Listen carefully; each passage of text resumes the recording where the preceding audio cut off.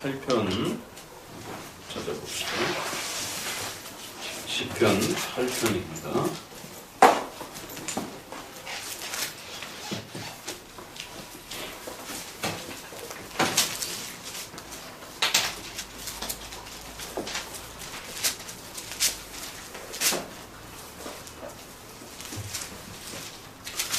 저거를 하나 갖다 드려야 될 것 같은데, 교재.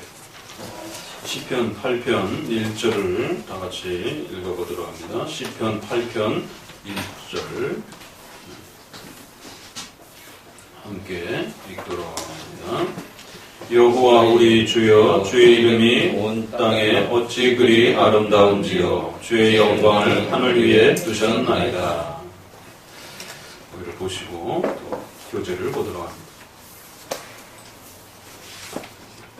247페이지.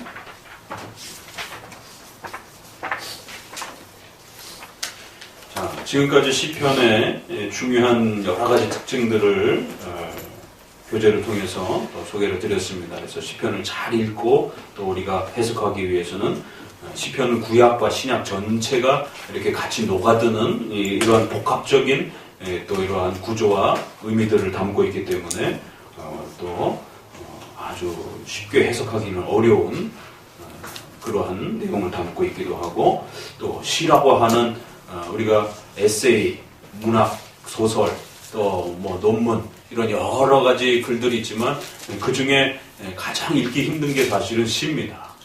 이 모든 내용들을 줄여서 이렇게 한마디로 정리를 해놨기 때문에 문장으로 이렇게 서술을 하면 조금 더 이해가 빠르지만 이게 한마디로 확 응축을 해놔가지고 도대체 이게 뭘 뜻하는 것인지 까딱 그 첫 단어와 두 번째 단어를 잘못 읽으면 엉뚱한 쪽으로 해석을 이렇게 또 가게 된다는 것이죠.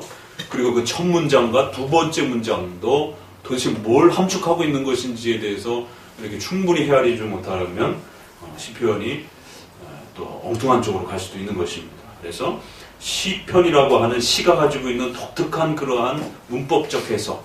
그래서 시편에서는 문법적 해석에 더 많은 공을 들이셔야 됩니다. 자, 우리 장로교에서 지켜가는 성경 해석의 3대 법칙. 문법적 해석, 역사적 해석, 신구약 전체를 골고루 조화롭게 헤아려가면서 살피는 역사적 해석.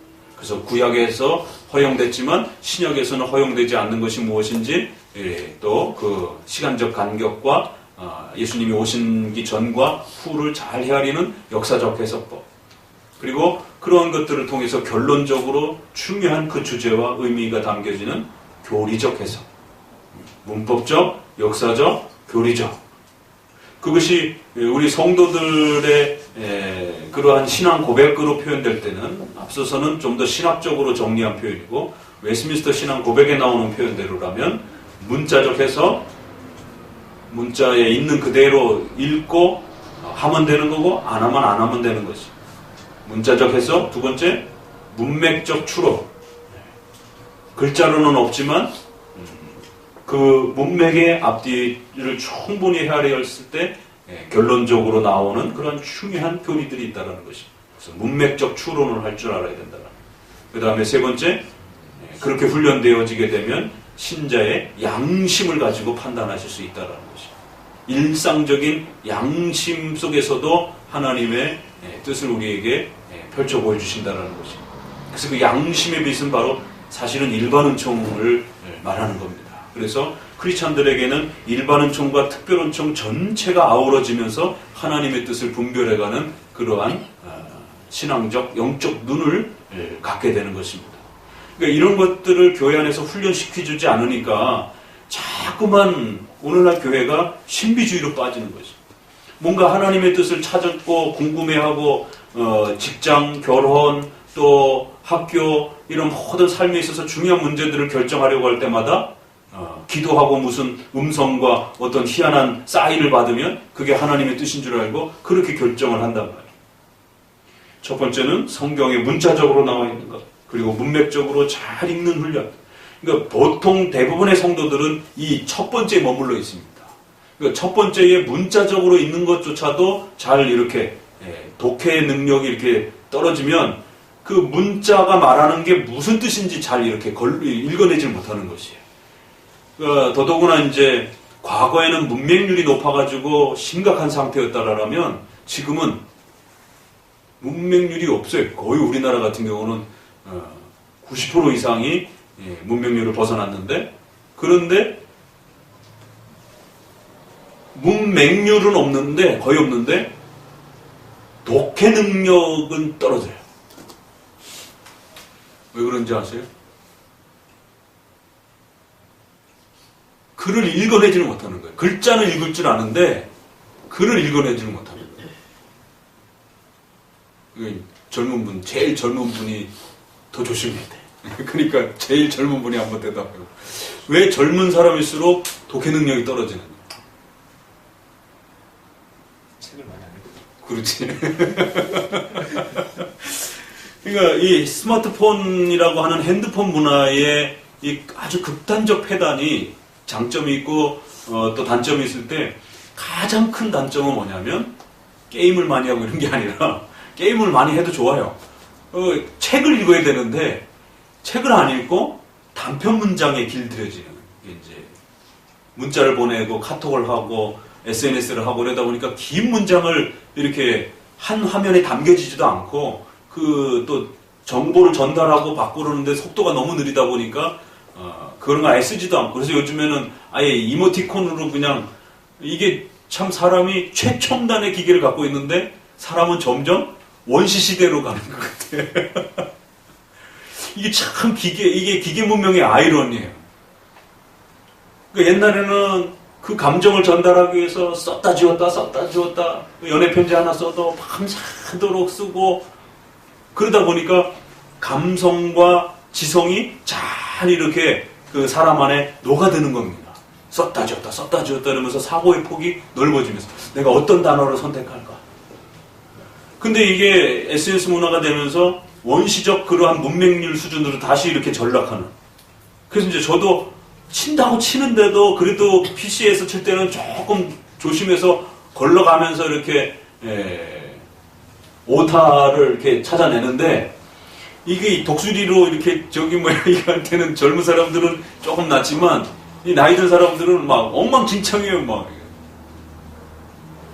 수두룩하게 오타가, 이게 뭐 중학교 수준으로 못해서가 아니라 이게 이제 자판 능력이 떨어지다 보니까, 그러니까 이제 이런 부분들이 훨씬 더 퇴보하는 이제 이런 형태로 자꾸만 이렇게 돌입하게 돼요. 그러니까 그것도 싫어서 결국 이모티콘으로 보내면서 도대체 그러면 그 그림 안에 뭐가 담겼는가, 이런 것에 대한 심각한 이 문명의 이러한 폐단. 그러다 보니까 성경처럼 이 방대한 이러한 그 글을 읽으려고 하지도 않고, 읽고 문자적으로 이해해내지도 못해요. 그러니까 이제 목사님들이 자꾸 이것을 현대인들의 그러한 독해 수준에다 맞추다 보니까 자꾸만 성경을 시각적 현상으로 편집해가지고 성도들에게 자꾸 제시하는, 그래서 만화 성경이라든가 만화 공보라든가 또 앞에 스크린을 놓고 이제 여러 가지 그런 영상 자료들을 띄우는, 그러니까 이 설교는 고도의 청각적 훈련입니다.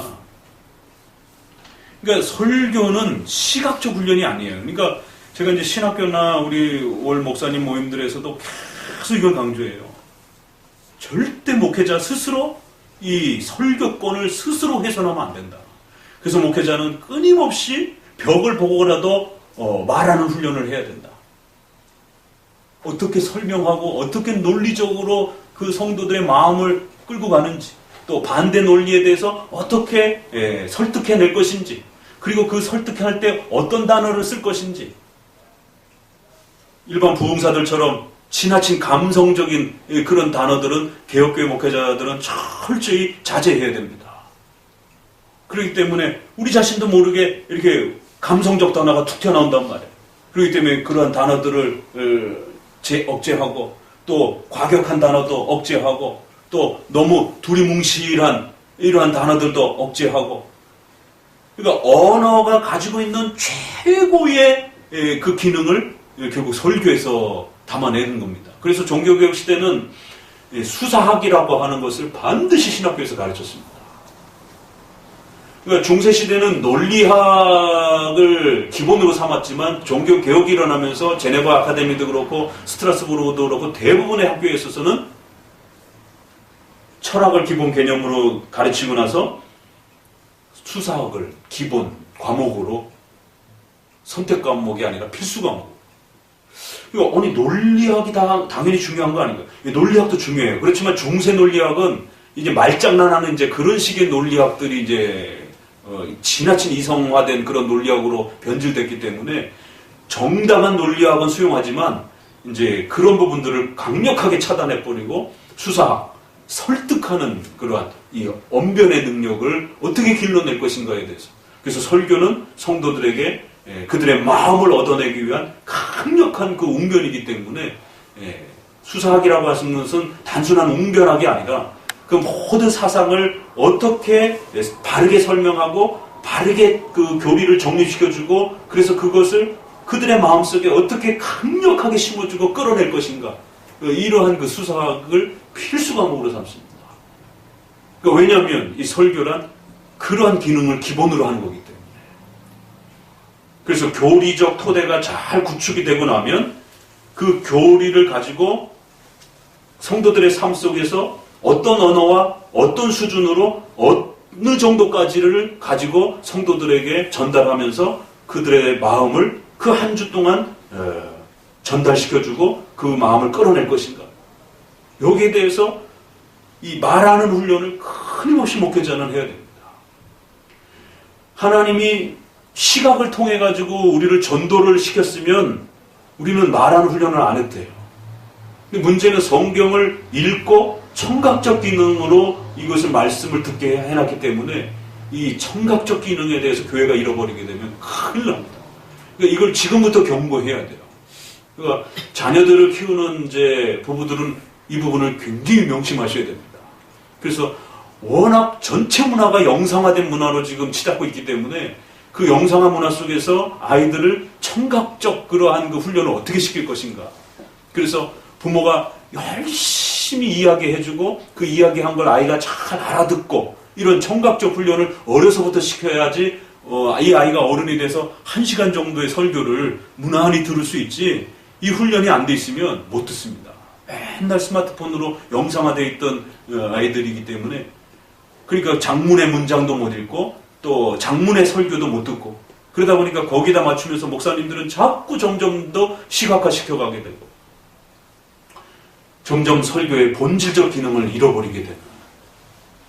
자, 그래서 문자적, 문법적 해석 얘기하다가 그리고는 반드시 문맥적 추론의 해석을 훈련시키는. 그러니까 이 두 번째 해석이 너무 약합니다, 지금 한국교회가. 그래서 이 문맥적 추론하는 훈련들을 부지런히 하셔야 됩니다. 이 문맥적 추론은요, 성경만 바로 읽어가고는 절대 접근하기가 쉽지 않아요. 반드시 교리 공부를 기초로 해야만이 이 전체 문맥이 성경 전체에서 어느 부분을 다루고 있고 어떻게 흘러가는지에 대한 방향을, 문맥적 방향을 교리적 기초가 없으면 못 찾아냅니다. 그 물줄기가 어디로 흐르고 있는지 그 물로 들어가 보게 되면 자기도 같이 떠내려가요. 왜냐하면 짧은 그 한 장 속에서 그 물 흐름이 어디로 흐르는 건지를 그걸 어떻게 파악합니까? 이렇게도 보면 이렇게도 흘러가고 저렇게도 보면 저렇게도 흘러가는 거예요. 마태복음 1장의 그 문맥의 흐름이 나코가 도대체 어떤 그 흐름을 담고 있느냐 말이에요. 그건 구약 전체를 봐야만 이해할 수 있는 거예요. 왜? 구약 전체 족보를 하나로 요약해놨기 때문에. 그럼 구약 전체의 족보의 의미는 무엇인가? 그것은 바로 신론. 그리고 그 신론의 작정을 통해서 언약을 맺음으로 인해서 인간론, 언약에 대한 인간론, 그 언약을 통해서 메시아가 온다라고 하는 기독론, 이것이 다 종합해져야만이 그 족보론을 풀어낼 수 있단 말이에요. 그래야 유다와 다말 사건도 이해할 수가 있는 거고 룻과 보아스의 그러한 비정상적인 그러한 오늘날 관점으로 보면은 간음의 형태지만 구약에서 왜 그런 독특한 결혼과 그러한 동침을 통해서 반드시 이스라엘 여자들이 장자, 아들을 그 가문에 남겨줘야만 하는 것인지에 대한 특별한 이유를 그렇게 인간론과 기독론을 통해서 이스라엘 집안 12지파를 통해서 하나님이 메시아가 인간으로 오신다라고 하는 이 언약과 약속 때문에 이스라엘 여성들은 목숨을 걸고 그것이 시아버지가 됐던 아니면 아주버니가 뭐라 그래, 그러니까 형수가 동생을 형수를 동생이 취하는 거니까. 그래서 형이 죽는다 그래서 형사, 그리고 형수를 취한다 그래서 취수법 이렇게 표현합니다. 그래서 형사 취수법 이런 단어들은 좀 꼭 외워두셔야 됩니다. 형사 취수법, 계대 결혼이라고도 이렇게 가문을 이어주기 위한 결혼이라고도 이렇게 표현하고, 그게 바로 룻기서가 그 계대 결혼과 창세기 38장도 계대 결혼에 대한 이야기를 하는 것이지 단순한 그런 윤리적인 그러한 성적인 문제를 이야기하는 게 아닙니다. 그러니까 그것은 성적인 그러한 일반 윤리를 초월하는 거예요. 일반적일 때는 우리가 일반 윤리를 지키면서 살아가지만 하나님의 언약과 특수명령이 주어졌을 때는 그걸 초월해서 하나님의 명령을 먼저 우선시하는 겁니다. 그래서 아말렉 족속을 죽여라라고 하는 이런 강력한 살인명령이 일반 보편명령에서는 원수를 사랑하라는 것이 구약 레위기에도 있습니다. 가난한 자를 돌보고 또 어려운 자들을 생명을 살펴주고, 그런데도 유독 어떤 족속에 대해서는 아주 씨 하나도 남기지 말고 그들의 짐승까지도 전부 다 죽이라라고 하는, 가난한 족속 아주 씨를 말려버리라라고 하는, 어떻게 이렇게 잔인할 수 있는가. 그게 이제 자유주의자들이 구약의 하나님을 잔인하다라고 욕하는 게 이제 바로 그런 겁니다. 페미니즘 관점에서, 여성 우월주의 관점에서 보게 되면 구약의 가부장적인 그러한 방식들이 너무 마음에 안 드는 거고, 또 오늘날의 반전, 평화, 정의, 이러한 그 인권문화적인 관점에서 보게 되면 구약은 너무 잔혹한 것이에요. 그리고 또 자유와 평등 관점에서 보게 되면 구약은 아주 절대 독재적인 어떤 그런 패턴을 또 구성하기도 하고 있기도 하고. 그러니까 보편윤리보다도 평상시에는 보편윤리를 추구해 가지만 하나님의 특별한 어떤 그 계시와 어떤 목적을 이루기 위해서 도구가 필요하다라면 그걸 초월해서 하나님이 그 역사를 끌고 가시는 거죠. 그래서 인간의 죄까지도 허용하시는 겁니다. 아담의 타락까지도 허용하는 어마어마한 신적 작정이 일어나는 거죠.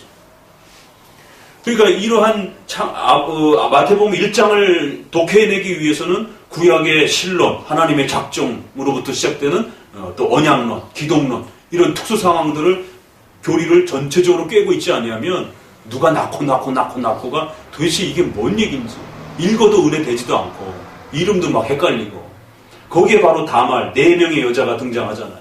바로 비상식적으로 간음 형태로 아이를 낳은, 이게 어떻게 신앙의 모범으로 그렇게 소개될 수 있느냐 말이에요. 그래서 그거를 단순 모범으로 이렇게 소개하면 큰일 납니다.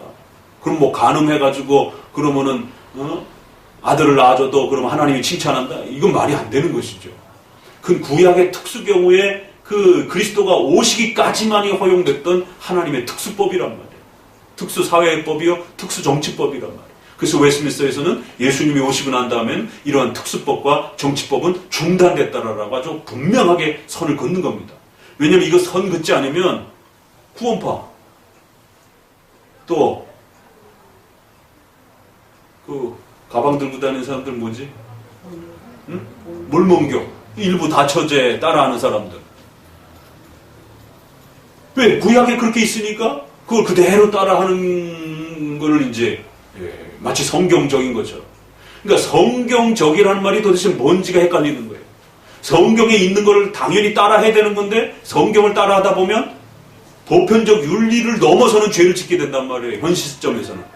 간음을 해야 되기도 하고 살인도 해야 되고 또 엄청난 폭력을 또 행사해야 하기도 하고, 그걸 그대로 따라하려고 하는 이런 문자주의파들이 세대주의라고 말을 하는 것이고, 미국에서 이런 분들은 넘어갔던 분들은 몰몬교, 안식교, 여호와 증인 14만 4천 명 그대로 그 사람들만 구원받는다고 그러고, 나머지는 어떻게 됩니까? 나머지는 이제 카톨릭에서는 연옥 간다고 그러는 거고, 또 여호와 증인 쪽에서는 이제 전도라든가 이런 걸 열심히 해서 2등 열차례도 준비하고 타야 된다라고. 그러니까 이제 7년 대환란 이렇게 해서 이제 1등급 신자들은 환란을 겪지 않고 휴거를 하고 2등급 신자들은 이제 3년 반 환란을 겪기도 하고 그리고 이제 마지막에는 이제 유대인들이 워낙 압독했기 때문에 그래서 이런 식의 이제 순차적인 이제 휴거 개념이 나오기도 하고 막 이런 것들이 나오는 거죠. 그래서 이 문맥적으로 읽는 훈련을 잘 하셔야 됩니다. 부단히 이 문맥적 그 훈련들을 통해서 성경의 풍성함들을 맛봐야 되는데 이게 성경을 읽는 그 깊이가 너무 얕아가지고 교리 공부를 안 하다 보니까 문맥적으로 읽어내질 못하는 거지.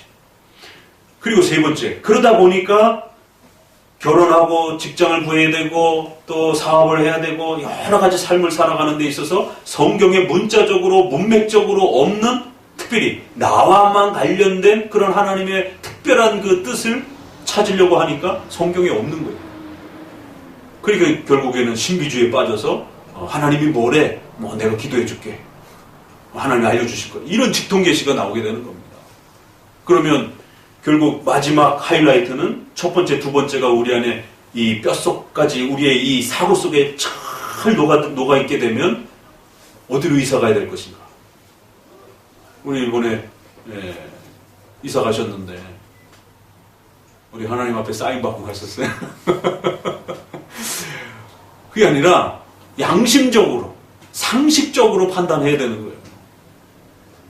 이쪽으로 이사를 갔을 때 어떤 유익이 있는지, 어떤 그 불편을 감수해야 되는지, 직장과 또 거처와 또 교회 생활과 여러 각도에서 생각해 보면서 가장 최선의 그러한 거처가 어딜까? 이것을 부부지간에 또 가족들 간에 논의하고 토론을 해서 머리를 맞대고 이게 가장 좋겠다.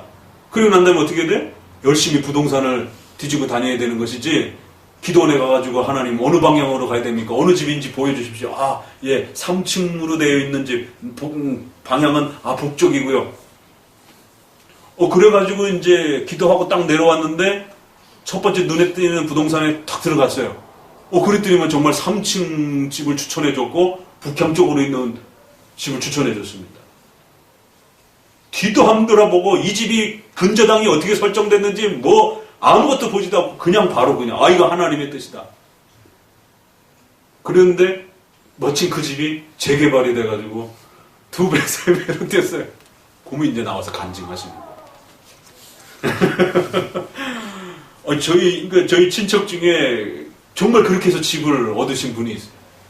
저희 조카, 먼 조카뻘인데 하나님이 기도 중에 어느 방향으로 가라라 해가지고 하나님 보여주셨어요. 그렇게 가르쳐 주셔요? 그렇다고. 그러니까 이런 식의 대화들이 우리 한국교회 안에 아주 비일비재합니다. 그때 정말 그렇게 집이 구해지게 되고. 근데 세상에 그 집을 구했는데 나중에 알고 봤더니 땅은 시 소유고 위에 건물만 이제 파는 반쪽짜리 집이었던 거예요. 그러니까 앞뒤 부동산 권리 관계도 아무것도 들여다보지도 않고 그냥 그렇게 기도하고 결정하셔가지고 이분은 이제 완전히 낭패가 본 거지. 이 집을 샀어요. 전세면 괜찮은데 집을 사가지고 나중에 되팔지도 못하고. 이런 바보 같은 사람들이나 사지 그런 집을 누가 삽니까? 집은 땅값인데 건물은 해가 갈수록 그 집값이 떨어지는데. 그러니까 시 소유로 된 부분들을 시에서는 시가 가지고 있는 그런 무슨 근린생활이라든가 무슨 이런 자연녹지라든가 이런 부분 때문에 건들지는 않는 것이. 그러니까 해가 갈수록 집은 안 팔리고 근심이 아주 그냥 처음엔 하나님의 뜻이다라고 이러시면서. 그러니까 너무 크리스찬들이 무지하고 어리석고 바보같이 행동하는 이런 형태들. 그게 이제 세 번째. 적어도 크리스찬들은 말씀과 기독교적 교리의 틀을 알기 때문에 훈련받았기 때문에 일반 양심하고 달라요. 그래서 적어도 이게 양심적으로 옳은지 안 그른지에 대한 나름대로의 기준들이 신앙을 하가해갈수록 이게 세워져 간단 말이에요.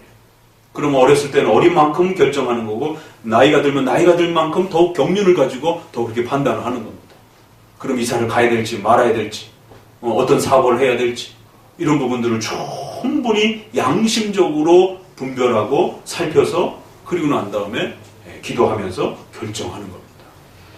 그러니까 이런 고도로 성령 하나님께서 우리를 인격적으로 인도해 가시는 이러한 그 깊은 섭리의 이러한 그 하나님의 뜻을 분별하는 법들을 배워본 적이 없다 보니까 그냥 기도만 막 하다가 뭔가 탁 사인이 오고 이렇게 떠오르면 그거를 그냥 이렇게 결정을 하고 그랬다가 아주 낭패를 당하고 그러니까 이제 주로 순복음 계통의 이러한 그 샤머니즘 형태의 신비주의 계통으로 사는 성도들이 대부분이 가난한 겁니다. 주로 미국도 그렇고 우리나라도 그렇고 주로 장로교가 이렇게 자리를 잡는 곳들은 장로교는 주로 동부 쪽에 미국도 동부 쪽에 자리를 잡고요. 순복음이라든 이런 쪽들은 주로 서부 쪽에. 그러니까 결국 장로교가 일부러 그렇게 한 건 아닌데도 불구하고 장로교는 이러한 식의 성도들의 의식을 훈련시키고 하나님의 뜻을 분별하는 법들을 가르치고 그러다 보니까 무모한 행동들을 안 하는 거예요. 저만 해도 20대 때 신비주의로 훈련을 받아가지고 저축, 뭐, 이런 거, 보험, 이런 거 뭐, 다 믿음 없는 행위. 우리는 병원 가서 병을 치료하면 그건 아주 믿음 없는 행위로 그렇게 몰아가던 시절에 그렇게 교회 생활을 했단 말이에요. 그러니까 어디 좀 아파가지고 병원 가서 진단받으려면은 성도들이 저거 믿음이 없어가지고 저렇게 기도도 안 하고 목사님한테 기도 안 받고 저렇게 간다라고. 그러다 보니까 치료 시기를 놓치고 가게 되고 실제로 제가 그래서 2번 죽을 뻔했다가 살아났는데 첫 번에 그 시기를 그렇게 놓친 겁니다. 그래갖고는 기도원에 약 먹다가 약 다 집어던지고 기도원으로 들어가가지고 죽든지 살든지 하나님 알아서 하시라라고. 그래서 집안에서 아버지부터 시작해갖고 저게 젊은 게 교회 가다니만 미쳐가지고 죽으려고 그런다라고. 이제 그때는 부모님이 교회 안 다니시면 되니까 막 싸우고 걱정하시고 막. 근데 저는 그게 그 시대 당시는 아주 저의 삶을 전체를 지배를 했기 때문에 그냥 산속에 들어가서 안 나왔어요. 그러니까 이런 극단적인 그런 삶들이 그러니까 하나님께서 저를 긍휼히 여기주셔서 여러분들을 가르치도록 살려놓으신 거예요. 특별하게. 대부분은 그렇게 해서 죽는 경우들이 많아요. 우리 이제 어머니 세대들은 잘 아실 겁니다. 기도원 세대에 우리가 또 많이 경험을 하셨기 때문에. 저 같은 경우는 정말 특별하게 살아남은 겁니다. 그 시기를 놓쳐가지고 더 합병증이 오고 이제 막 이런 과정에 아주 다다르다가 가까스로 치료가 되면서 살아난 거죠. 그러니까 기고만장해갖고 성도 여러분 병 들어가지고 약 먹는 건 믿음이 없는 겁니다. 기도해서 고치세요. 저도 그렇게 간증을 할 수밖에 없는 거죠. 왜? 실제로 그렇게 기도해서 낫으니까. 근데 그건 보편적 법칙이 아니고 하나님 불쌍히 여겨져갖고 저거 저러다 죽을 텐데 나중에 목사로 써서 이렇게 장로교 목사로 써야 먹어야 되는데 하나님이 특별하게 살려주신 것이고 우리 노회와 이런 교단의 속에는 성도들에게는 안 알려져 있는 그러한 통계 자료가 있습니다. 그게 뭐냐면 목사님들이 40일 기도, 20일 기도하다가 돌아가신 그 통계 숫자가 상당히 많습니다. 바로 저 시절에 20일, 40일 기도가 유행하던 한참 막 한국교회가 80년, 70년대, 80년대가 순복음 스타일이 아주 그냥 그 최고조에 달아들던 그런 시대라 목회자가 되면 40일 금식을 반드시 해야만이 능력받는다라고 하는 것처럼 신학교를 안 가도 40일은 금식을 해야만이 그래도 어디 가서 명함 내민다라고 하는 그런 시절이었단 말이에요.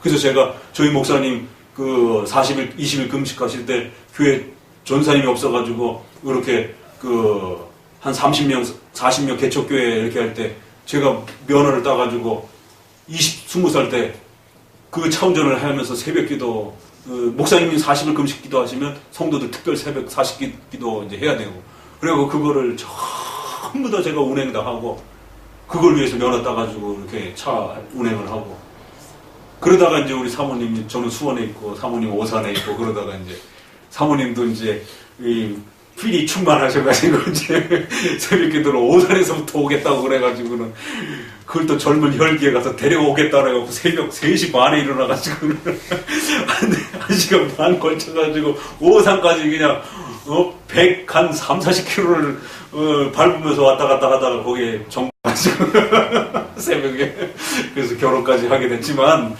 아무튼 그런 위험한 그런 행동들이 우리 삶에 아주 비일비재하단 말이에요.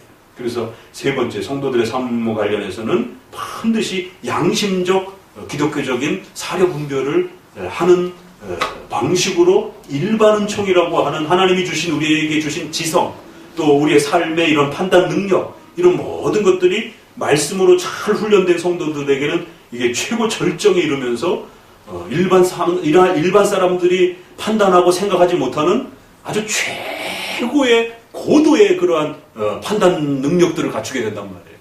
그래서 이런 나라와 국가가 정치적으로 이렇게 위험하고 어렵고 이럴 때 세상 사람들은 어떻게 해야 될지 해결책을 마련하지 못해서 쩔쩔맬 때 기독교인들은 세상을 바라보는 눈과 또 교회 하나님의 통치 역사를 바라보는 눈 이게 전체적인 이 식견이 있기 때문에 오히려 그들이 보지 못하는 해결책을 탁탁 그 시대마다 제시해 주는 겁니다. 그래서 가정을 살리기도 하고 회사를 살리기도 하고 국가와 민족이 어떻게 그 어려움을 해결해 나가야 되는지에 대한 해결책을 마련해 주기도 하고 그래서 우리나라가 50년대, 60년대, 70년대 그 시절을 그렇게 기독교 지도자들이 국가를 위하여 좋은 방향들을 이렇게 제시해 주면서 국가를 이렇게 이끌어줬던 겁니다. 근데 지금은 종교 지도자들이 그런 역할을 지금 못 해주고 있는 거죠. 성도들도 또 그렇게 훈련되지 못하다 보니까 그런 성도들이 배출되지 못하는 거고.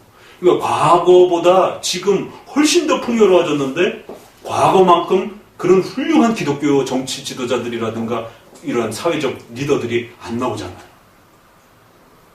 그저 이제 나오신 정도가 이명박 대통령 정도, 뭐 기독교인으로서 뭐 이렇게 정치계, 재계 뭐 이렇게 좀 들여다보면 재계 쪽은 거의 없고 100대 기업 안에 다 불교 신자, 뭐 무신자잖아요. 이랜드 하나 정도만 들어가 있고 없어요. 재계 쪽, 경제계 쪽에는. 그나마 정치계 쪽은 조금 이제 이렇게 몇 분 계시기도 하고. 또 일반 문학이라든가 이러한 철학이라든가 이런 사상사적인 또 선생님들은 거의 없고. 그러니까 뭔가 이렇게 사회적인 어려움이 있을 때 스승에 가서 이렇게 좀 이렇게 사회적 원로에게 해서 이렇게 한두 마디 좀 듣고 싶은데 그렇게 이렇게 조언해 줄 선생님이 없는 거예요. 뭐 손봉호 장로님 정도 이렇게 뭐 사람들이 꼽지만 손봉호 장로님은 이런 장로교 신앙을 굉장히 보수적 신앙을 되게 싫어하시는 분입니다. 아주 그 진보적 그런 신앙관을 갖고 계신 분이라 우리 쪽에서는 오히려 상당히 불편한 신학적 입장을 갖고 계신 분입니다. 적절하지도 않고요.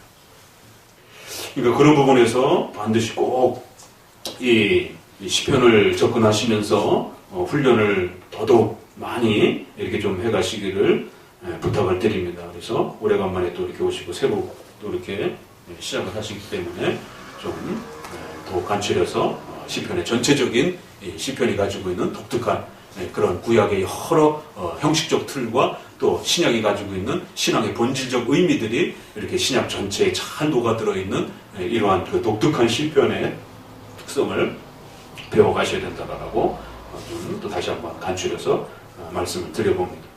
자, 그렇기 때문에 이제 조금 그 뒷부분에 이제 나머지 남겨진 것을 보게 되면 구체적으로 그러면 이제 시편을 분석해 보자라는 것이. 그랬을 때 시편은 여러 가지 각도와 또 여러 가지 주제별로 이렇게 구성을 더 세분화시켜서 우리가 들어가 볼 수 있는데 큰 형태로 시편의 분류 방법을 보게 되면 교훈적인 시가 있다라는 거예요. 같이 읽어봅니다.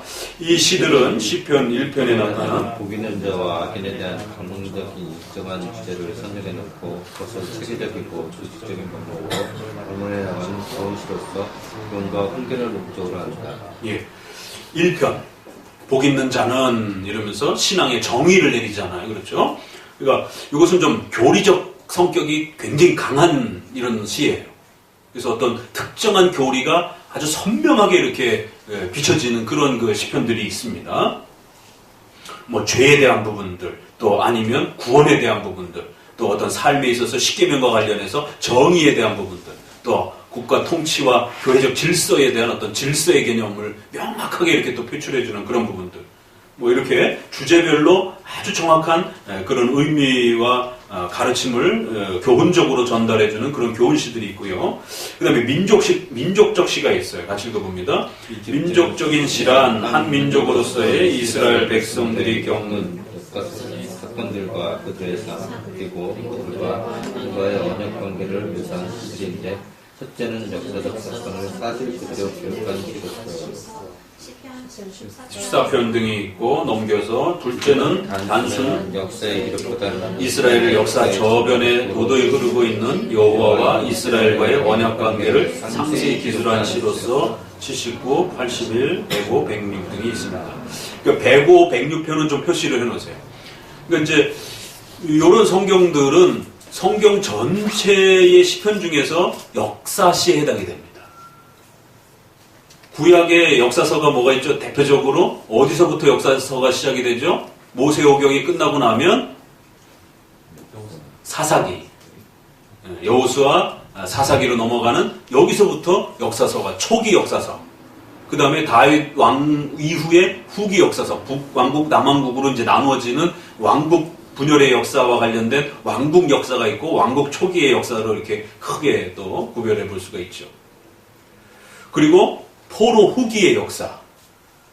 포로 후기와 관련된 역사들은 어떤 역사들이죠? 에스라, 니에미야, 에스더. 그 다음에 또 2개 더 있어요.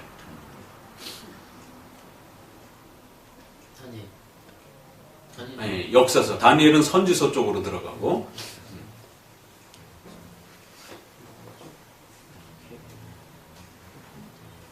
스가랴. 다 치고. 5개.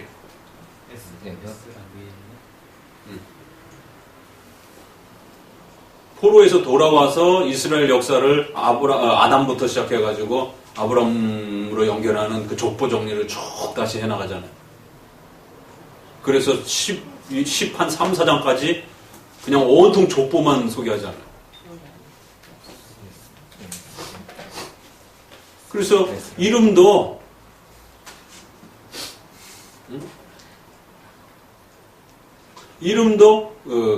그 역사서 이렇게 표현을 해요. 크로니컬이라고 하는 그런 표현도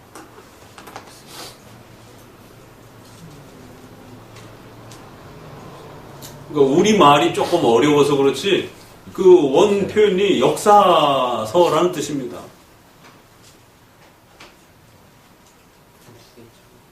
상하로 되어 있는 거. 역대기 상하. 그 역대기라는 말이 한문으로 역사를 기록한 것 이런 뜻이에요.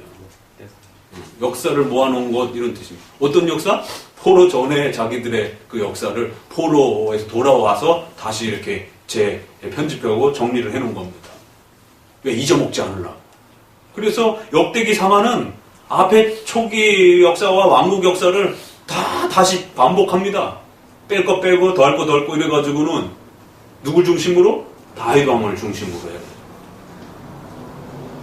5개입니다. 3개가 아니고 나머지 선지서로 빠지는 거고. 신약에서 역사서는요. 그렇죠. 신약에서는 아주 대표적으로 한 권이 사도행전이 초대 교회의 교회가 어떻게 흘러가고 세워져 가는지에 대한 그 역사 전체를 구성하고 있는 것이. 그러니까 그 신약에서는 기본 성경이 사복음서가 되는 거고 모세오경처럼 비슷하게 구성이 되어 있는 것이에요. 그랬을 때 시편은 말씀드린 것처럼 이 전체가 다 묶여 있다라는 거예요. 그래서 한쪽은 교리서도 있고 또 역사서도 있고 선지서 같은 내용도 있고 그 105편, 106편은 자기네들이 겪었던 그 역사 전체를 역사서로 그렇게 역사적 의미를 요약하고 해설하는 내용을 담고 있습니다. 그래서 105편, 106편은 초기 역사와 후기 역사 전체를 다 한꺼번에 이렇게 아주 2장으로 전부 다 정리를 해놨어요. 어떻게 역사를 구약 역사를 이해했는가를 보려면 105편, 106편을 잘 보시면 됩니다. 회개의 시가 읽어봅니다. 주로 죄에 대한 고백이 주를 이루는 이 시들은 죄에 대한 심한 슬픔과 하나님의 용서를 바라보고 악의 길에서 돌아서기를 위한 탄식과 소망이 엇갈리는 시들이다. 시편 6편 이런 부분들 회개하는데 뭐라고 회개를 하냐면 내가 울면서 회개하고 그 눈물이 침상을 띄운다라고 하는 이런 이게 뻥이에요. 아니, 어떻게 눈물을 흘려가지고 침대를 띄웁니까? 이게 과장법이죠. 그러니까 시가 가지고 있는 그런. 내가 얼마나 울었는지 하나님 내 침대를 띄울 정도가 되었습니다. 내 눈물을 눈물병에 담으시고 내 눈물을 다 기억해 주옵소서.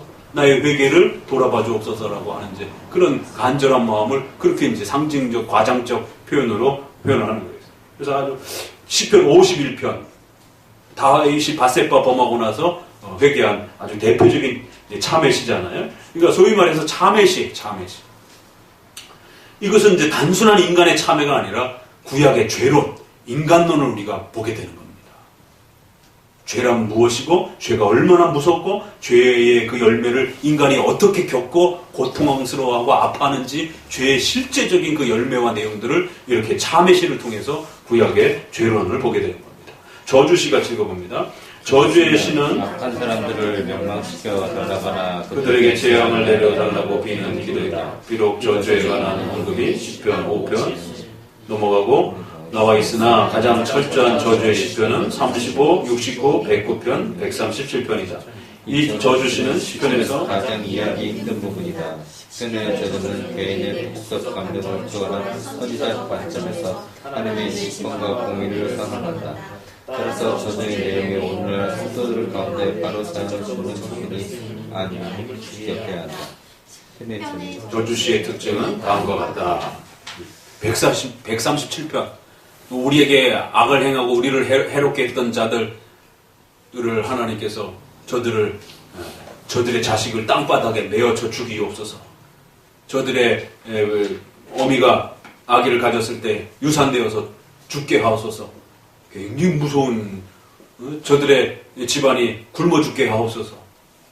왜? 우리가 그렇게 당했다라는 거예요. 바벨론 포로. 그러니까 바벨론 포로 잡혀올 때 시드기야도 그렇고 눈 다 빼고 그들이 보는 앞에서 아이를 죽이고 그러고 난 다음에 눈 빼고 개처럼 끌고 가고 그게 이제 시편에도 얼마나 억울하게 당했으면 그 우리를 그렇게 해롭게 한 그 적들이 똑같이 그들의 자녀들을 땅바닥에 산채로 내동댕이 쳐서 죽게 만들고 이런 걸 어떻게 부르냔 말이에요. 그래서 시편을 싫어하는 분들이 시편 찬송을 싫어하시는 분들이 대부분 이것 때문에 이 저주시를 해석학적으로 제대로 소화를 못 해내는 것이죠.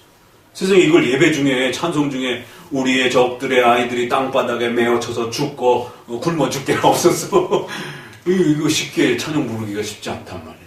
그렇죠? 이 하나님의 종말론적인 심판과 선지자적인 그 심판의 선언으로서 하나님의 심판적 그 위대함들을 우리가 이렇게 잘 해석해내지 못하면 이 저주시를 지나치게 개인적인 어떤 보복적인 어떤 저주시로 이렇게 이해하게 되면 큰일 납니다. 그래서 부흥사들이 이 저주시를 가지고 결국 성도들을 많이 협박할 때 이 저주시를 많이 사용하기도 한 겁니다. 봐라, 성경에서 선지자 말 안 들으면 이렇게 다 저주받는다라고 막 이런 식으로. 자, 시적인 표현, 그 피에 내 발을 잠그게 하며 라는 표현과 같이 어떤 저주들은 실제적인 저주가 아닌 그 당시의 문장 습관이나 과장 형태에 불과하다. 그 피에 내 발을 잠그게 한다.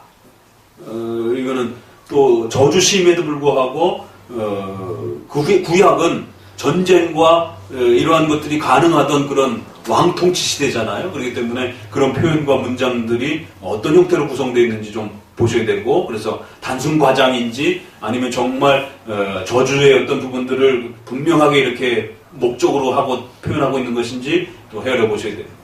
죄에 대한 혐오 같이 읽어봅니다. 성경의 저주는 아무에게나 분명한 이유도 없이 행해지지 않는다. 성경의 저주는 분명한 대상이 있고 이유가 있다. 구약이 우리에게 보여주고 있는 저주의 대상은 선인이나 의인이 아니다. 그에게 저주는 사탄을 그 궁극적인 대상하고 있으며 그를 따른 악인과 그들이 저지른 행악이다. 그래서 그 죄에 대한 강렬한 혐오, 죄에 대한 그 미움 이런 것을 또 저주로 그렇게 또 담아내면서 그 악을 행하는 대상자들과 사탄에 대한 그러한 미움에 대한 부분들을 그렇게 또 역설적으로 표현해내기도 한다는 거예요. 원수 갚는 일을 하나님께 맡기는 형태의 또 저주도 있어요. 같이 읽어봅니다. 시편의 저주가 정당한 것으로 인정되어야 할 또 다른 이유는 시편 58편 11절과 시편 104편 34절 35편과 같이 저주의 주관자를 하나님으로 믿고 그분의 공의에 의지하였다는 데 있다. 그래서 하나님께서 분노하시면 노아의 홍수같이 심판하시는 겁니다. 그러니까 그런 하나님의 의를 집행해 가시는 그러한 방식으로서 하나님이 분노하시는 그런 표현들이 성경에 많아요. 그런 관점에서 또 이렇게 저주의 어떤 하나님의 형벌적 표현으로 이렇게 표현되기도 하고요. 개인적 목적을 초월한 공적 목적으로서의 또 어떤 저주도 있어요. 같이 읽어보면 다윗은 자신을 죽이려 했던 사울을 미워하지도 저주하지도 않았으며 그의 악행을 흔쾌히 용서했다. 시편 109편에서도 그는 개인적인 복수심을 쾌히 포기하였다. 그러나 이렇듯 원수가 없는 것과 복수를 아무런 미련 없이 포기했던 그였지만 여호와 하나님을 거스르고 거역하는 죄에 어떤 자비심도 베풀지 않았다. 이러한 사실은 그가 개인적인 감정과 복수심은 자제해도 여호와 하나님에 대한 공적인 죄에는 어떠한 자비도 베풀지 않았음을 의미한다. 즉 저주는 개인적인 혐오에서 나오는 것이 아니라 신적인 정의에 기초한다. 비느하스가 제사장이 레인들이 이방인하고 이렇게 성전에 이렇게 끌어들이는 여인을 끌어들이는 이제 이러한 장면을 보고 칼을 들고 그 창을 들고 가서 찔러 죽이잖아요. 그래서 그 비느하스 가문이 하나님 앞에 복을 받습니다. 그러니까 그런 건 개인의 어떤 분노와 저주가 아니라 하나님의 그 성전을 더럽히고 하나님의 뜻을 파괴하는 것에 대한 하나의 의로운 그러한 분노적 또 이러한 표출로 표현이 돼요. 그러니까 그런 것은 있는 그대로 따라해도 안 됩니다. 그거는 예수님이 오시기 전까지만 국가의 그 형식을 가지고 있었던 이스라엘의 정치법이 살아있었던 시대였기 때문에 국가적 명령과 하나님의 그 법이 제사장과 왕들을 통해서 직접적으로 실행되어질 수 있었던 그런 시대였단 말이에요. 그래서 특정한 한 개인이 그렇게 창을 던져서 죽일 수도 있고 또 모세가 금송아지 숭배했던 그 사건 때문에 칼을 빼들고 일가 친척이라 할지라도 금송아지 숭배에 참여했던 사람들을 전부 죽여라라고 이렇게 했을 때 자기 친척들이 거기에 있음에도 불구하고 레인들을 중심으로 해서 칼을 빼들고 자기 친척들을 죽인단 말이에요. 그러니까 이런 것은 우리가 단순히 따라할 수 있는 문제가 아닙니다. 큰일 납니다. 그렇게 되면. 이것은 아주 더 많은 거쳐서 성경 해석을 걸러내야 되는 것입니다. 그래서 문맥적인 그러한 추론적 해석과 내용들을 충분히 걸러내지 않으면 그 문자적인 그 내용 하나하나만 가지고 단편적으로 이렇게 어떤 교훈과 의미를 끌어냈다가는 큰일 납니다. 마지막 사후의 벌에 대한 무지로 인한 저주. 시편이 기록될 당시에는 악한 자가 사후에 심한 벌을 받을 것이라는 사상이 극히 약했다. 당시에는 악인의 받을 벌이 생각하였고 따라서 현재 받을 극악한 형벌을 저주했던 것이다. 사실 악한 자가 받을 벌이 사후에 매우 클 것으로 생각한 것은 신약시대에 와서 발전된 개념이었다.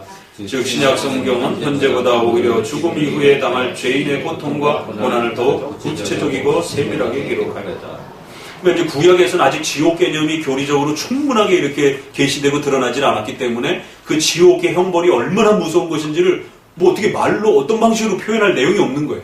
그러니까 이러한 저주의 형태를 통해 가지고 그 지옥이 얼마나 무서운지를 굶어 죽고 또 그렇게 적의 칼에 죽고 아이 뵌 여자들의 아이의 그 어미의 배를 갈라가지고 아이도 죽이고 어미도 죽이고 뭐 이런 이제 표현들이 결국에는 그 에스겔 골짜기라든가 또 도벳 골짜기라든가 뭐 이런데 시체들 갖다가 거기다 갖다 쓸어놓고 이제 불태우고 뭐 이제 이런 부분들이 그래서 이제 지옥이라고 하는 게헨나라라고 하는 단어도 그렇고 스올이라고 하는 단어도 그렇고 다 그 지명 이름에서 이제 이렇게 나옵니다. 그 전쟁통에 사람 썩어가는 냄새 막 이런 부분들을 사람들이 보면서 저기 아주 그냥 지옥 같다 이제 이렇게 하는 거죠. 지옥을 경험해 본 적도 없고 성경도 거기에 대해서 충분히 이렇게 아직은 드러내질 않기 때문에. 근데 오히려 신약은 어때요? 그 지옥에는 꺼지지 않는 불이 인간을 태우고 구더기 같은 그런 벌레들이 끊임없이 인간의 살을 파먹고 더 훨씬 직설적으로 지옥이 얼마나 무서운 것인지에 대해서 이렇게 표현한단 말이에요. 그러니까 구약은 그것을 현실적인 전쟁에서 막 사람이 죽어나가고 재앙을 겪는 이제 그런 형태로 이렇게 지옥의 모습들을 겹쳐서 또 이렇게 소개를 하기도 한다는 것이. 이런 걸 아주 복합적으로 이렇게 충분히 고려해 나가면서 시편을 이렇게 읽고 또 적용하고 이해해야지, 이걸 단순히 그냥 문자 몇 마디 한두 마디를 갖고 이렇게 적용하고 이랬다가는 아주 심각한 일이 벌어질 수 있고, 이런 일들이 이제 큐티 같은 문화 같은 데서는 굉장히 심각한 겁니다. 그러니까 제가 예전에 중등부 고등부 선생님으로 있을 때 수련의 장소를 구하러 가면서 하나님 수련의 장소를 어떻게 해야 됩니까? 구하게 해주십시오. 오늘은 하나님께서 반드시 알려줄 줄로 믿습니다 하고 딱 폈는데, 하필이면 그날 시편이 딱 되는 거에서 시편을 쭉 읽다 보니까 뭐 여호와의 대로를 준비하고 뭐 이제 이런 식의, 하나님이 오늘은 큰 대로변으로 이렇게 가라라고 그러시는가 보구나. 이게 아주 전형적인 큐티적인 그래갖고는 거기에 어떤 문자와 단어들을 내가 필요로 하는 어떤 그런 내용으로 바로 끌어와가지고는.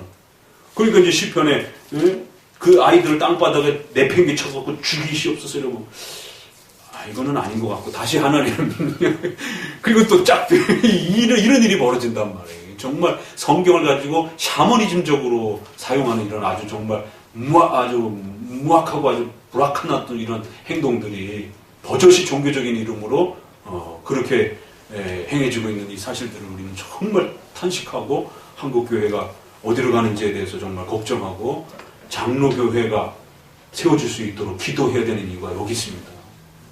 장로교회가 점점 문을 닫아가고 있고 장로교회가 점점 사라져가고 있는 그런 시대에 우리가 살아가고 있다는 사실을 꼭 명심하셔야 돼요.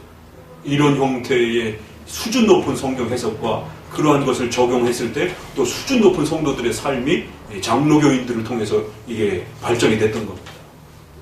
그래서 다시 한번 일본의 기독교 강요 번역자인 분 나카야마 사학기라는 분이 칼빈주의 하나님이 유럽을 구했다. 칼빈주의 하나님께 미래가 달렸다.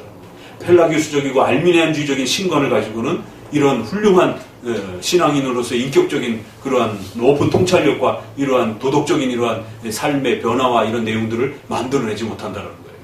신비주의 곳에 얼마나 샤머니즘적이고 얼마나 아주 단편적으로 살아가는가. 장로교인들만이 아주 고급지고 아주 성숙한 그러한 시민이요 신자로서의 그런 훌륭한 면으로 훈련되어지도록 그렇게 교회에서 끊임없이 훈련시켜준다라는 것이죠. 그래서 부지런히 기도하시고 또 이러한 성경 해석 원리들을 또 열심히 또 배워가시기를 주의 말씀을 권면드립니다. 기도합니다.